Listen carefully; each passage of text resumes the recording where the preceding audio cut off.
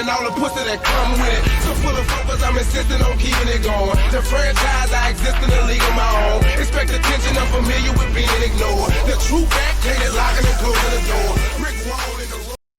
Ladies and gentlemen, brothers and girls, children of all ages, welcome to the Week 8 review. Welcome to the Week 8 edition of the XFL Aftermath, and holy shit, was it a wild weekend indeed.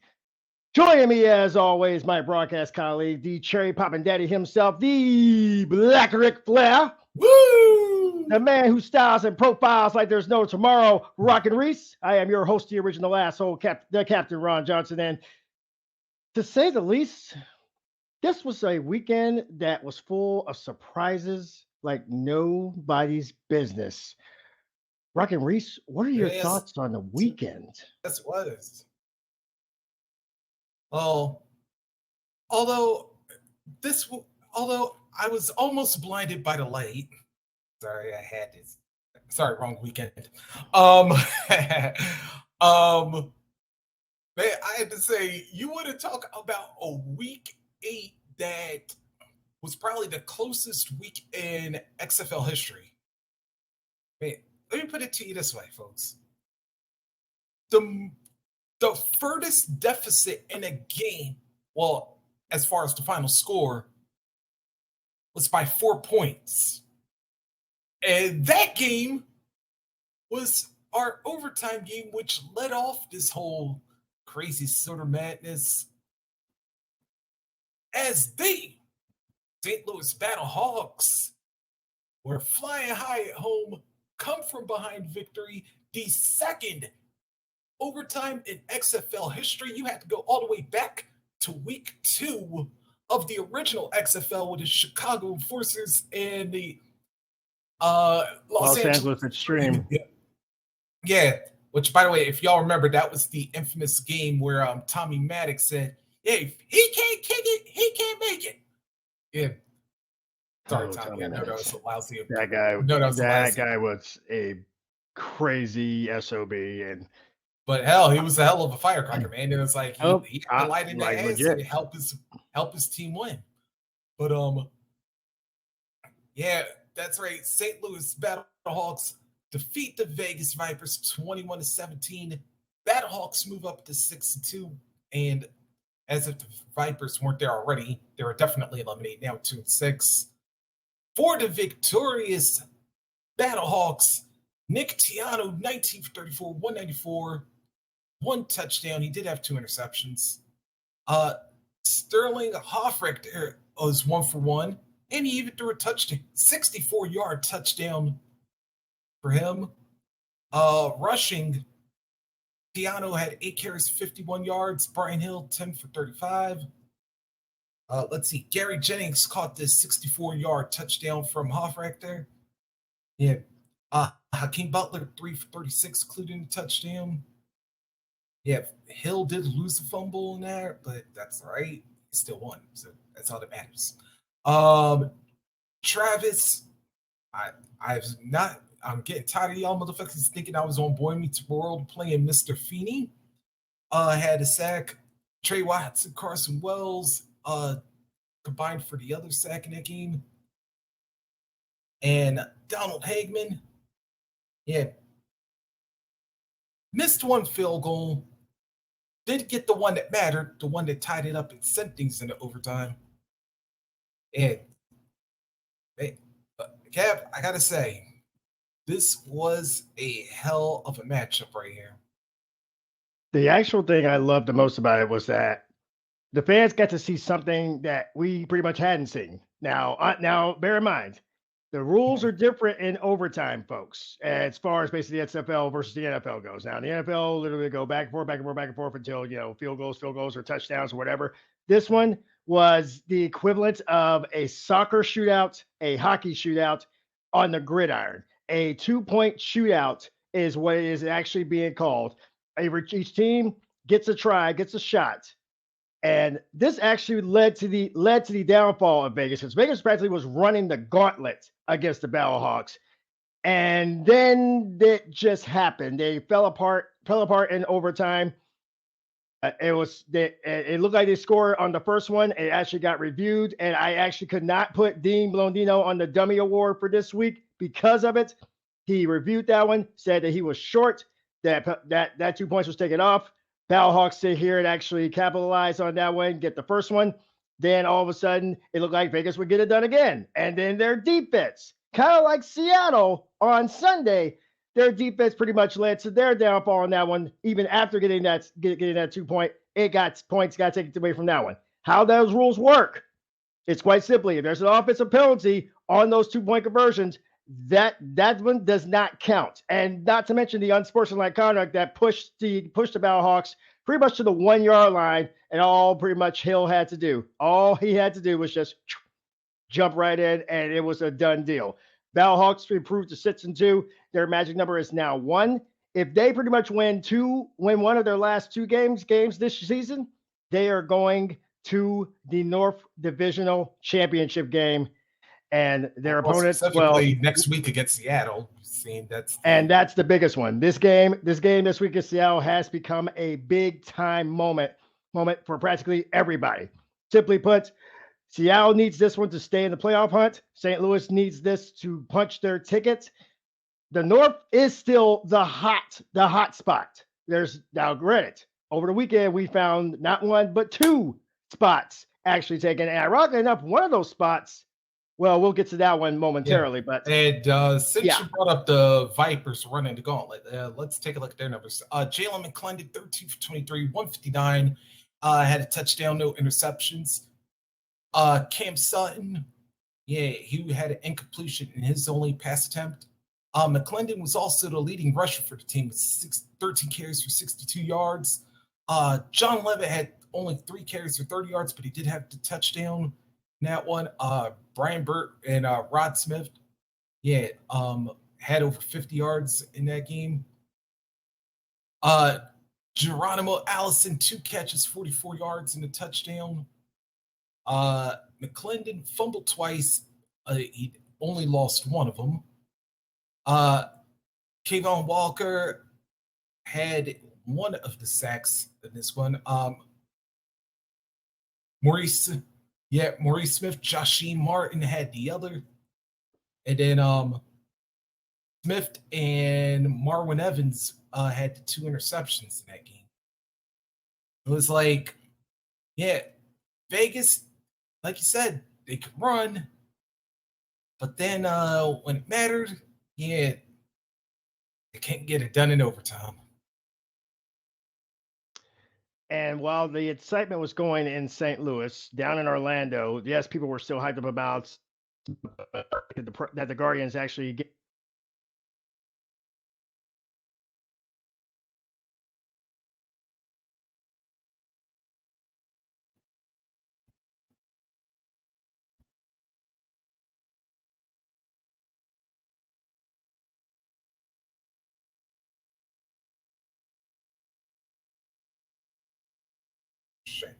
Okay, folks, I'm just gonna have to take for the captive for a bit.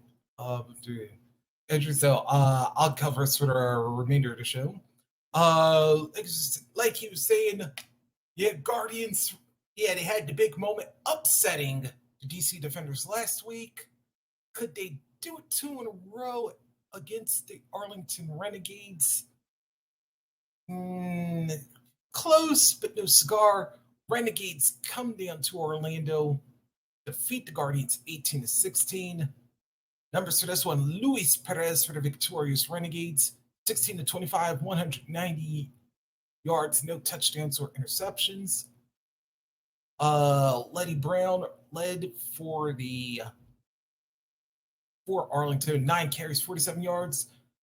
Davion Smith, 13 carries, 44 yards, had the rushing touchdown. Fordham actually was the only touchdown in the game. 4 fumbles still for the Renegades. Joel Powell, Nate Becker, and Willie Taylor lost their fumbles while Luis Perez did not. On the sacks, Will Clark had 2, Willie Taylor had 1, and then combining for the 4th final was Darnell Sankey and Devontae Lambert. Yeah, but they did have 2 interceptions, one from Joel Powell, the other from Willie Taylor. Yep, that was how that happened for the Guardians. Quentin Dormady, 28 for 43, 303 yards, 1 touchdown, but then there's 2 interceptions. Yeah, Eli Rogers had an incompletion in his only attempt. And the Guardians could not run to save their lives on this one. Dormady was leading the team 5 carries for 17 yards, but he did have the team's only touchdown. But Dedrick Thomas only carry 8-yard loss, and that ain't gonna get the job done here, y'all. Eli Rogers, though, 10 carries, 135 yards, and a touchdown. Yeah, Dormady losing 3 fumbles. That also didn't get the job done either. And Gerald Willis with the only sack for the Guardians. Yeah. Like I said, they tried to make something happen in the 4th. But, let's see. But Dormady's last fumble, that one sealed their fate and gave Renegades to win. Yeah, Renegades move up to 4-4. Guardians dropped 1-7. All right, let's see. That would now take us to Sunday. Oh, bloody Sunday. Yeah. And we had that Texas battle as the San Antonio Brahmas would host the Houston Roughnecks. Roughnecks finally getting back in the win column after a 3-game skid, winning 17-15. Oh, wait a minute. This one went overtime as well.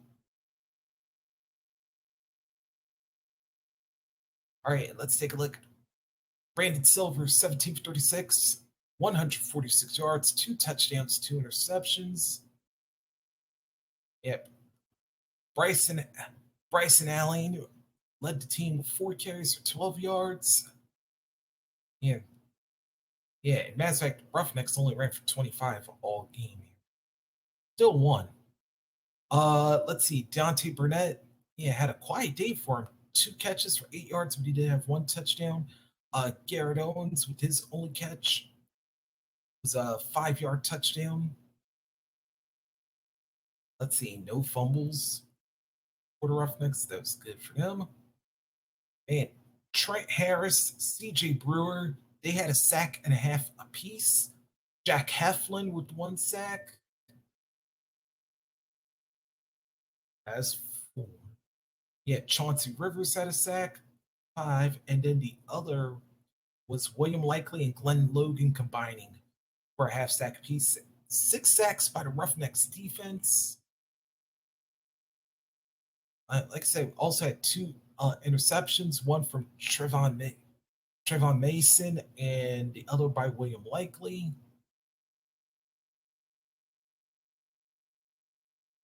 Austin Jones with his only kick of the day.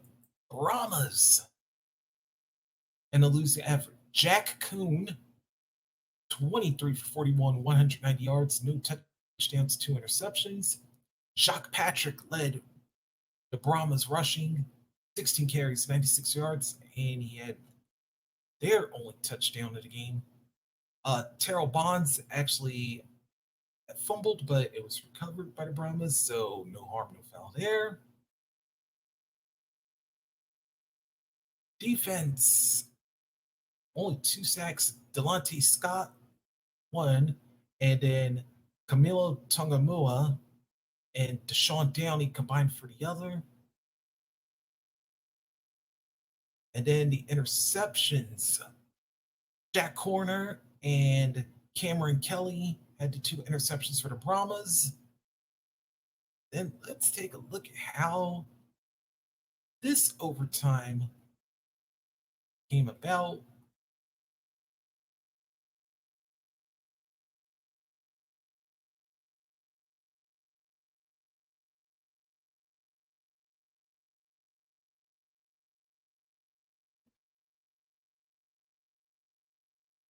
Yeah, it was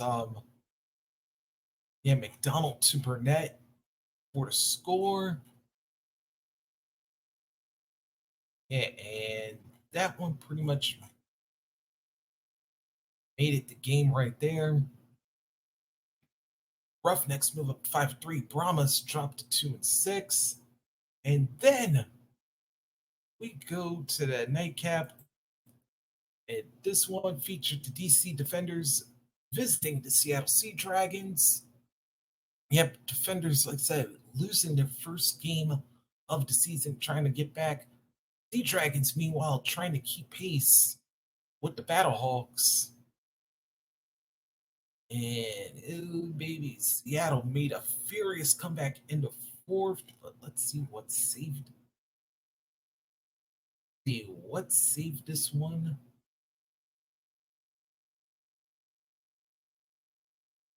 All right,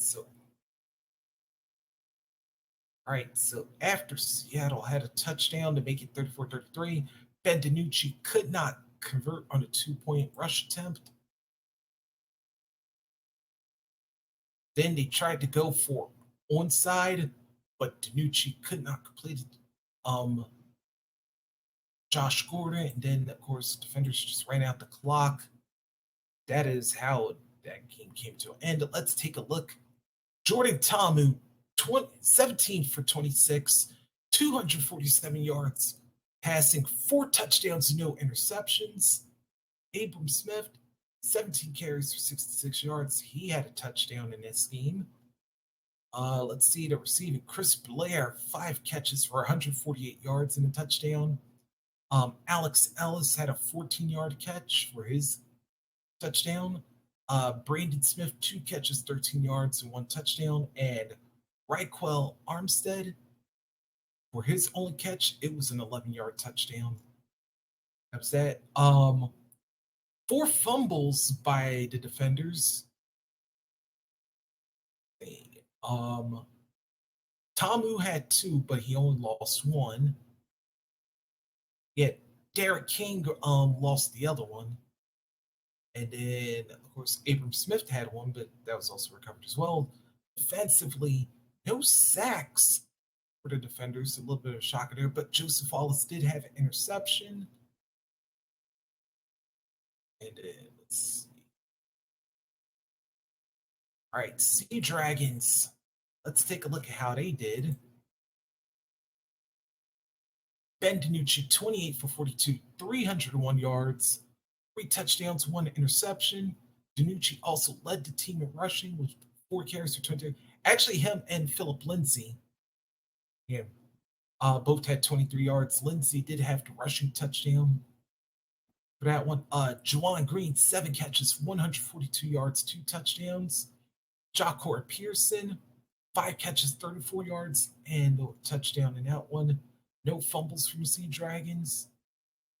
Only 2 sacks in the game, 1 from Clarence Hicks, and then a combined one from Trey Walker and Bryce Thompson.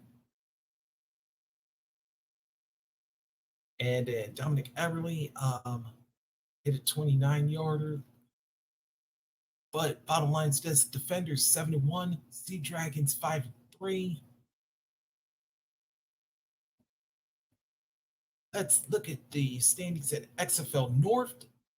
DC Defenders, they are 7-1. St. Louis Battlehawks 6-2. Seattle Sea Dragons 5-3. Vegas Vipers 2-6. In the South, Houston Roughnecks 5-3. Arlington Renegades 4-4. San Antonio Brahmas 2-6. Orlando Guardians 1-7.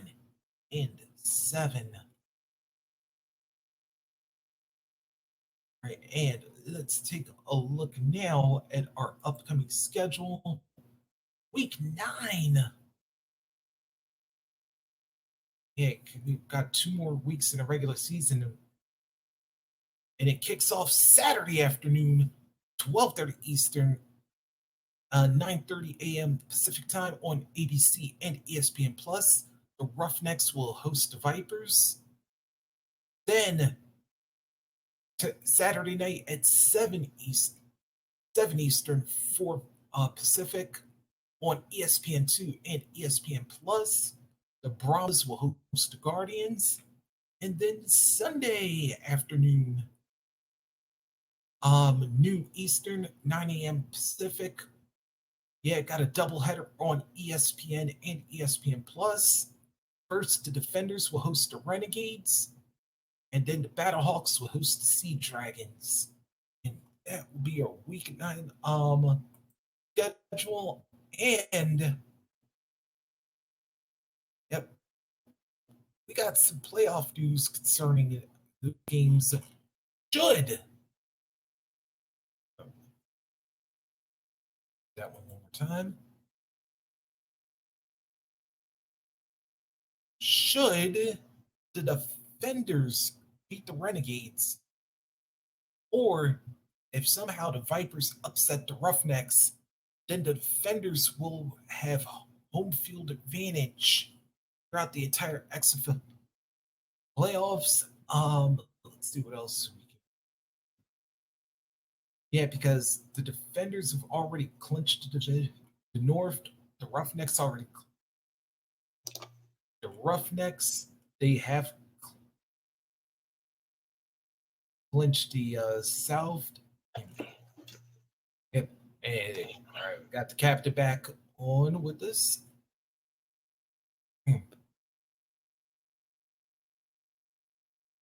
Momentum is a dangerous thing.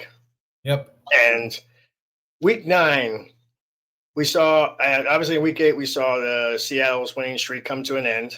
And now we get to Week 9 where they pretty much now have to go into hostile territory to the umpteen power, 38,000 plus strong, to pretty much do battle with the team that is literally scratching, clawing, and fighting for their spot. A team that has pretty much silenced critics and naysayers all season long with their last minute, last second heroics in every sense of the word.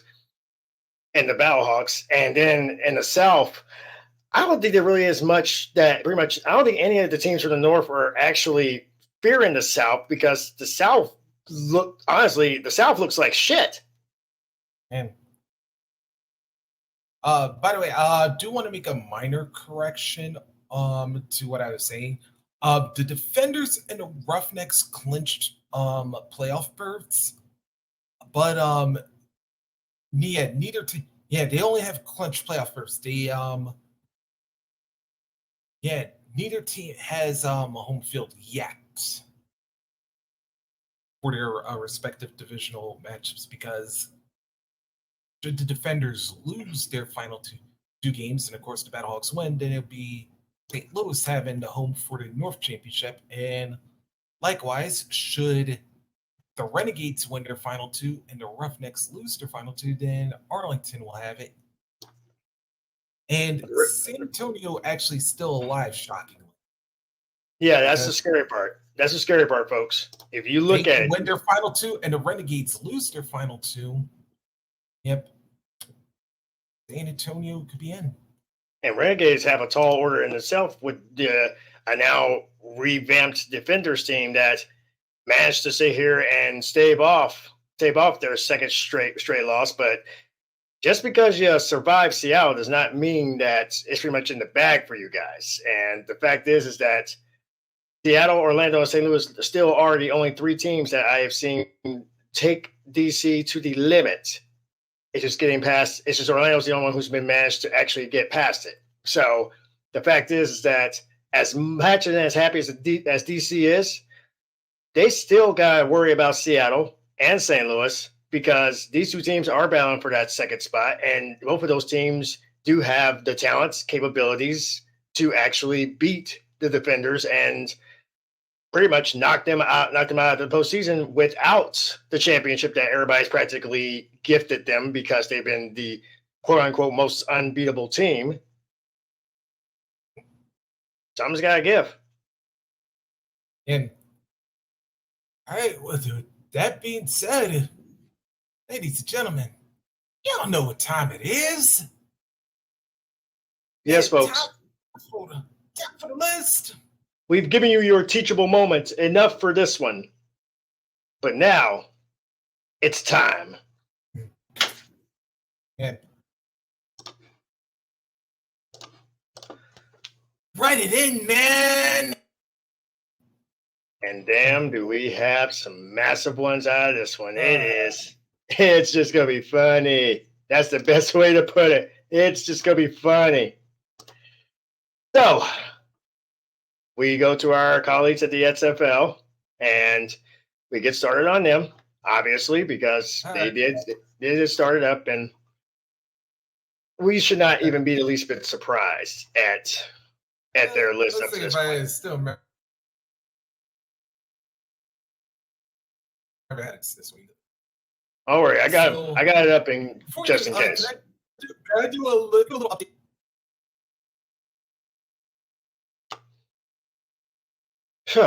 Okay. Here we go. Ladies and gentlemen. Reese, would you like to do the honors for number 8? Yes, would. All right, and my numero ocho for this one. All right, I'm gonna do my numero ocho for this week. And I had to think about this one because, like I said, since these scores were so close,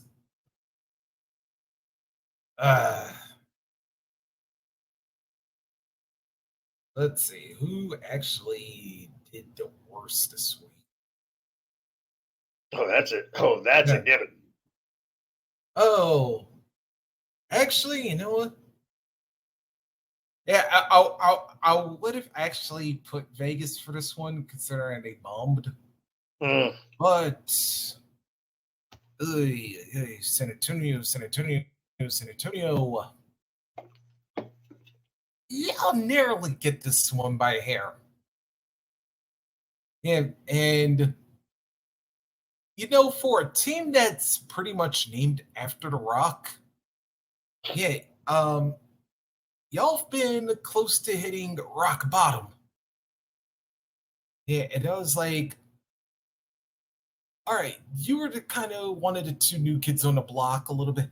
One of the few new kids on the block. We were thinking, all right, this team, nobody really knows about them.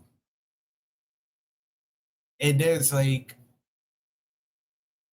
okay, that football in Texas right there in San Antonio is like, you have a chance to put this city on the map for something other than the Spurs. And then Shawn Michaels, because of his WWE career.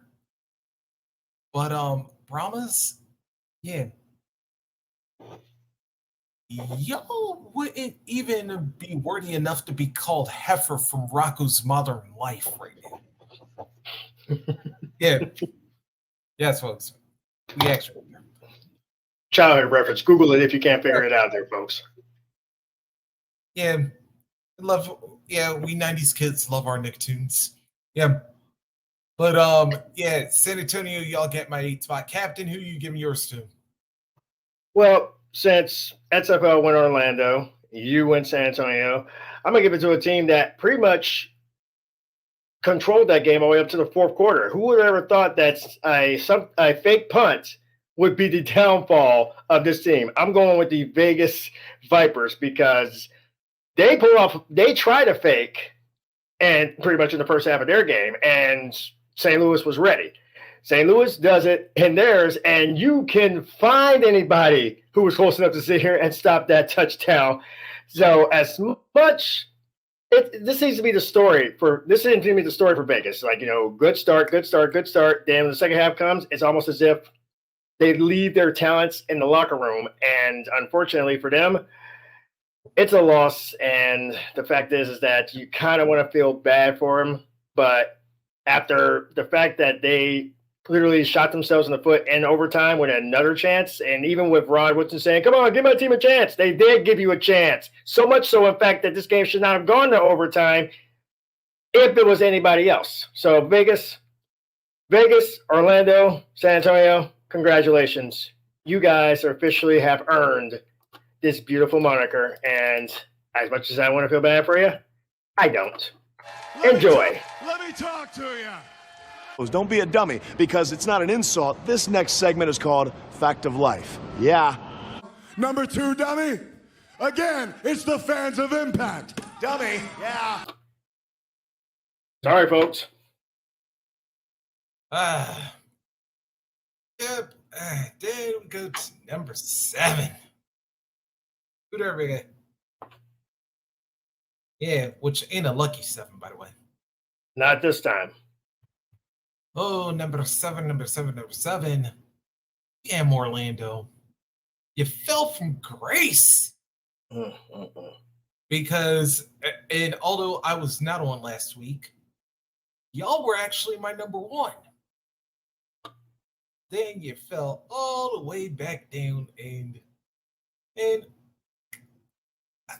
thought there could have been a chance for some momentum. And by the way, I want to say this, Quentin Dormady. I know that we kind of gave you hell at the beginning of this season with the whole playbook thing and whatnot, but I'm going to tell you this. Dude, you have been earning your stripes back with your good play. I was like, now, if the rest of your team can hold you down a little bit, even though, like I said, I did notice you did have 3 fumbles, including the one that ended the game. I was about to say, Orlando, y'all take this off time and whatever y'all need to do to get rid of any distractions or get rid of any problems, weaknesses, all that stuff, please do it, because just like Disney World, we want y'all stadium to be the happiest place on earth. Well, at least for your fans anyway. Yeah, who's your number 7?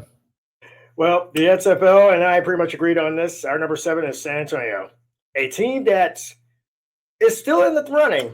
Did provide us our second overtime game, but for some reason could not find the end zone to save their lives. Great defense. It's their offense just needs a lot of work and a lot of help. You may not be out of the woods yet, but damn, you guys practically had the win right there waiting for you on a silver platter. A team that was already falling flat.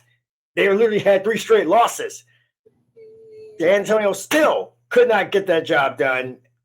So Brahmas, I ain't going to give you the people's eyebrow, but I am going to let you guys get the smackdown laid on your candy asses because you guys definitely were some jabronis this week. You're number 7. All right, 6. And I don't mean Blossom's best friend. At least not yet. All right, number 6. Oh, Viva Las Vegas. And by the way, I almost forgot about that damn fake punt too. Vegas. Do y'all remember watching Seahawks games? And remember when Johnny Hecker used to do that when he was a Seahawk? Yeah. Apparently y'all forgot rule number 1. If your opponent played for the Seahawks at any time, or even the Rams for that matter, a fake punt. Yeah. I forgot Johnny was a long time Ram too. Yeah. Yeah, and by the way, Cap, do you say the Vipers tried a fake punt in the first half? They tried a fake field goal in the first half. Okay. And again, nobody could figure out why, but it just happened. And to put it as nice as possible, Pat McAfee's got to be literally loving what he saw. Yeah. What he saw. Yeah. So Vegas, y'all tried a fake kick, which St. Louis was more than prepared for. St. Louis does a fake kick against y'all, and we put an APB out on y'all's. We put an APB out on y'all special teams. Where y'all at though? And Cap, who's your number 6? My number 6 is actually going to go to the Orlando Guardians. You didn't get the win, but again, you earned my respect because you at least played with heart. You shot yourselves in the foot, but you still played with heart. You lost the game, but you still played with heart. You held your own against the top team in the league in DC, beat them, but you couldn't get the job done against the Renegades. However, I have said I am a man of my word. While everybody else is going records, I go for heart, for fortitude, and literally this team, I feel like is going to definitely find its footing. Grant, their season, they're not going to the playoffs this year, but I feel like this team will come back next season and they will be a force to be reckoned with.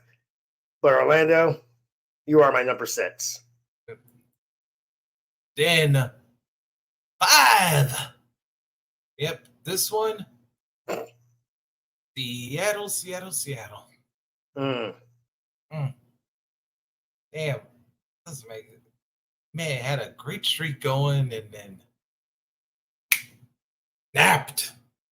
But I will say this though. That Seattle, I'm not writing y'all off yet. That matchup between you and the Battlehawks will be interesting. Yeah, and I want to tell you this right now. Even though, like you said, like the captain said, y'all gotta go into the dome with the hottest team in the league right now. Very raucous crowd on top of it. Yeah. Yeah, that may be your most hostile environment you're gonna see. But I'll tell you what though. You knew you played this team tight before at home. I was like to say, save the ending, play the rest of the game like y'all did. You may have a chance to knock them off. Like I said, like I said, however y'all played at the end of the game, don't do that. Yeah. Yeah. But Dragons, yeah, y'all are definitely you're definitely gonna have a hell of a team. Like I say, don't really need to make too many changes in the off season. Oh, I'm gonna tell you what. If you're gonna deal with all those disgruntled Seahawks fans, y'all will be the cure. Yeah, y'all gonna be the cure for their blues. No pun intended. Number 5 over on the XFL side. I'm sorry. Well, actually, just to be heads up, number 6 for the XFLs was Orlando, and then number 5 is exactly the exact same team that I put at number 5, and that's the Arlington Renegades. Yeah, you guys got to win, but again, Bob Stoops. Just saying his name sends tremors through the state of Texas because of all the seasons he pretty much vitrified the Longhorns. But I am very curious as to what the hell is going on because this is not the Renegades I remember even from the 2020 season. This is not the Renegades team I remember. However, they got the win. They kept themselves in playoff contention. They eliminated Orlando in the process. And they moved themselves one step closer. But they're definitely going to need all the momentum they can to literally take down DC. They better take a page out of Orlando's playbook. And don't ask their quarterback to do it for them because fact is that you guys got to earn that one. And if you guys beat DC this weekend, yeah, you would have earned it. All right. 4. Oh, boy. Yeah. All right, this ain't Mr. Hughes at ECW, but I'm going with the Roughnecks on this one. I mean, Houston. Yeah. Yeah, congratulations, y'all won. Y'all needed overtime against the Brahmas? Like, for real? I mean, it's bad enough y'all's on a 3-game losing streak. Damn. And y'all supposed to be the best team in the XFL South? Yeah. Yeah, this is one South that needs to rise, but can't. For some crazy reason, this is the one time all of us were on the same page. Even XFL had them here as well. I'm also going Houston, and XFL also had Houston. Dude, you guys pretty much were the hottest team when the 2020 season had to unexpectedly close. You guys were undefeated. You guys were on the verge of literally marching towards the XFL championship, possibly going there undefeated with PJ Walker into center. Then when you figure out to take that momentum and bring it all the way into the new season, go 4-0 again, and then all of a sudden you run into Seattle, and Seattle basically gives you the karma, the sports karma that you so rightfully deserved. My biggest thing is that this Houston team looks beatable, as proven against St. Louis last week and possibly proven against San Antonio. If San Antonio had sat here and actually gotten at least one of those things through, they would have kept that show going. But for some reason, I am not trusting Silver. I am definitely not trusting McDonald. The fact is that as good as Wade Phillips has been for this team, even he should know that they got some problems that they need to deal with. And if he doesn't know by now, he's gonna definitely know when the playoffs start. Congrats on getting yourselves into the divisional championship. But damn, you guys might want to start getting y'all shit together and figuring it out.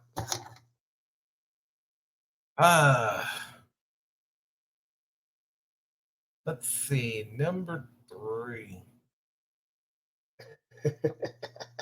Yeah. All right. I think I'm gonna channel an opening for this one. You think? They used to be a football team, good at their job, but they committed the ultimate sin and lost against other football teams gone bad. Football teams that tried to kill them, but wound up getting the L instead. Framed firm, looking like imposters. Now they prowl the Badlands, For record, folks. hunting other outlaws. They're bounty hunters. They're renegades. Yeah, I wish I had the intro playing with that one too. But yeah, Arlington skipped my number 3, and damn, basically to piggyback off what the captain said, dude, put 18 points up against Orlando. I mean, damn, where was that high-powered offense at the beginning of the season? Because like since then, I'm trying to remember a game where y'all actually did anything. Like, yeah, as a fact, have y'all gotten 20? No, y'all have not gotten 20 points since that one. Yeah, damn. Arlington, if somehow y'all get that number 2 spot, yeah. Which it looks like you're going to, because I'm really not trusting the Brahmas to win to and y'all to lose to. But yeah, Renegades, yeah. Y'all may need to change y'all name to Reno Reigns, because yeah, y'all need to go in a witness protection or something. Gap is your number 3. My number 3, despite their loss, I'm giving it to the Seattle Sea Dragons. This is a team that should have won this game against DC. They had them against the ropes. I love the mentality they have of basically we don't do ties in Seattle, which is accurate because the Kraken don't do it. The Sonics didn't do it. The Seahawks never did it. So I like the thought of basically going for 3. But the fact is that Seattle still lost. Seattle had a chance to at least sit here and keep themselves right there neck and neck with the Battlehawks. Now it's to that point where they have to win against St. Louis in St. Louis to keep their playoff hopes alive, because a loss puts them pretty much right there in elimination station with the likes of Vegas, San Antonio, and Orlando. And yes, I'm even putting San Antonio. I saw San Antonio's ending to their season, and the fact is that on any given day, as Vegas has proven, when you pretty much have nothing to lose, you ball out. And yes, we used the Rocks reference on this one, because the fact is this is going to be a good ending. I'm really going to look forward to this game this weekend between the Dragons and the Hawks.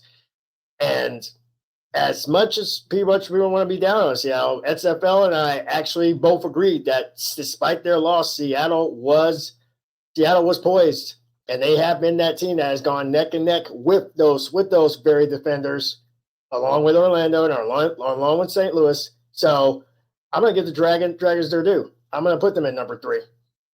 All right. Then 2. All right. All right. This one I had to coin flip on this one. And as much as like one team had to defeat a tougher opponent. Dude, I love history. So, with that being said, Defenders, you get my runner-up spot for this one. Because, like I said, even though y'all had a victory over a more impressive opponent, and by the way, like I said, Sea Dragons, y'all got nothing to hang your heads low about, because this was a hell of a season, and just a couple of different things go differently for y'all. I'm about to say, we could be talking about Seattle being if not 8-0, maybe 7-1, at worst 6-2. But yeah, DC, you're getting my runner-up spot. Oh, don't worry, DC. You're getting my runner-up spot too. I told you guys, I'm still going to be a man of my word. I told you no matter how good you are, you will never end up as number 1 on my side of the list, at least. Yes, you had a nice recovery after sitting here literally not taking Orlando seriously. Then Orlando pretty much made you pay for it with a loss.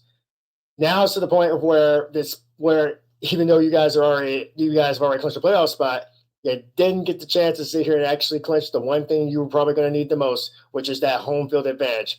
That's still up in the air, and you guys still got 2 games to basically do that. And anything can happen with the lights on bright and the fact of literally any and every team gunning for you. And on any given day, you could be made famous again. So, DC, enjoy that runner-up spot. It's almost safe to say that we may have the same number 1. Yep, it is. Like I said, I love history. And what better history could you ask for than the first overtime game in XFL history in over 2 decades? And the Battlehawks fly high to the top spot. And not only that, they have to come from behind to do it. Yeah, and shout out to hey, basically I forgot who I had to give to, but yeah, shout out to Nick Tiano. Even despite the 2 early interceptions, yeah, came back, led your team to victory. Yeah, such of like ailing AJ McCarron, which by the way, AJ, hope your shoulder recovers there, bud. I had to say this could have been you were down like what, 8-0 at the end of the first, down 11-8 halftime. Yeah. Came back, got the field goal to tie it up to force overtime. Then got the 4 points needed. I was like, could you ask for anything better? Battlehawks, yeah, you got it. A team of history, a team that has managed its hardest to do it all over and over and over again, surpass all the critics. No matter how ugly it is, whether it's an inch or a mile, a win is a win. That's the rule. And the fact that they managed to get this done, make history once again with the first overtime in over 2 decades, as Reese said, in front of a crowd of almost 40,000 people, which is going to probably get bigger this weekend when Seattle comes to town. And the fact is that this team here is primed and ready, and they want those playoffs, and they'll have a chance to get it done. If they get it done, expect no substitutes. And as far as my shout-out goes, it goes to Sterling Hoffrichter, the punter who pulled off probably the best Pat McAfee impression he can to give those Battlehawks that touchdown that they needed to move one step closer to possibly be seeing DC and the Snake Train one more time. And speaking of which, I got a question. Shoot. Speaking of championships. Yep. What's the official date that we may Looks like see? the official date for this one, and we're actually doing a quick check on it. It does look like that the championship is slated, at least our championship, so to speak, is slated to arrive and be ready to go by the weekend of the division championships. At least that's what it's looking like on paper. We should be getting that the Friday prior to the championship. So when we do our almost grand finale all around to the XFL championship game, when we do that list, somebody will be hoisting up the inaugural Siegfried Rock championship belt. Yep. And just one more time to give you guys the schedule for the week. Saturday, 12:30 Eastern, 9:30 Pacific on ABC and ESPN Plus. Houston Roughnecks will host the Vegas Vipers. Then at 7 Eastern, 4 Pacific on ESPN2 and ESPN Plus, San Antonio Brahmas will host the Orlando Guardians. Then Sunday, both games on ESPN and ESPN Plus starting at noon Eastern, 9 Pacific. We'll have the DC Defenders hosting the Arlington Renegades, followed by the St. Louis Battlehawks hosting the Seattle Sea Dragons. Guess like somebody better start grabbing up a sack lunch. Folks, we are literally the last 2 weeks of the third inaugural season. And if you're not hyped up for XFL yet, what the hell are you waiting for? This is the perfect time to become an XFL fan. Go on over there. Don't forget to check out our peoples, our brothers over at the Bleacher Brothers Sports Network at bleacherbrothers.com. And on top of that, if you want to come join us in these sprays, all you got to do is literally hit that knock button. We will be more than happy to bring you in. And on top of that, you can find us at all platforms, whether it's Facebook, whether it's Twitter, whether it's YouTube. It does not matter. We are all over the place. We are bad. We are nationwide. We are the Bleacher Brothers. Let me give, and just to give a shout out to some of our elder brethren. Tonight, 9 Eastern, 6 Pacific. Yeah, check out Eric Burns, Will Clark for another episode of Deuces Wild. Also, 9:15, 6:15 Pacific. Catch Joe Quills with the Philly Guy Speaks. Then, actually, I am seeing there is no Bleacher Brothers show for tomorrow. So, yeah, something may be happening. But of course, every weekday morning at 11 Eastern, 8 Pacific, check out the Daily Hustle with Eric Burns. Let's see, Thursday night, yeah, 8 Eastern, 5 Pacific, check out my man Chef Tom with Now You're Cooking. And yeah, I'll tell you, those items, they are delish. Of course, our boys, Big Ben and K1, at 8:15 Eastern, 5:15 Pacific, they will be talking to former Oregon Duck Garen Strong, and to talk about his new book, Innovation University. Yeah. So the name of their episode right there. So I'll check that. Of course, and I'm not seeing anything for Les Cole or Tony Bruno Show, which, by the way, Twitter, we're still saying it. Give Tony back his Twitter. Yeah. Twitter, be nice. Grow some balls. Get him back to Twitter so we can have some fun, please. And thank you. And go fuck yourselves. Yep. And then, of course, Saturday, I think I'm pulling double duty this week because I'm trying to get with the Luch because I know he's Yeah, because I know he's his daughter's coming in town this weekend. But if he is, we're going to be doing an NHL Stanley Cup preview because, of course, Stanley Cup ends, or excuse me, NHL regular season ends Friday. So we may be doing a preview, like I said, depending on when his daughter gets down. So keep an eye on that one. It'll be me and Luch together. And if not, then Captain, I'll try to see how your weekend's doing as well, because Stanley Cup's happening. And speaking of playoffs, yeah, just in about an hour from now, got NBA playing tournament kicking on. Check that out on TNT. Yep, that's right. It will begin.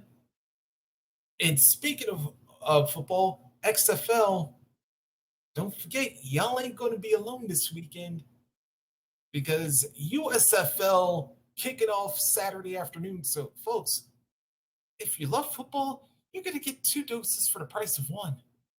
Massively. Yeah. And don't worry, USFL. We gonna have you out back too. Yeah. We will find a way to make it happen. We will also be doing a USFL Aftermath because we are equal opportunity offenders. Yeah, that's really true. Till then, ladies and gentlemen, it's been a while since we've last done it, but we have to bid you adieu. So, good night. Goodbye and good night. Bang! Bang! Good night, folks. Yeah.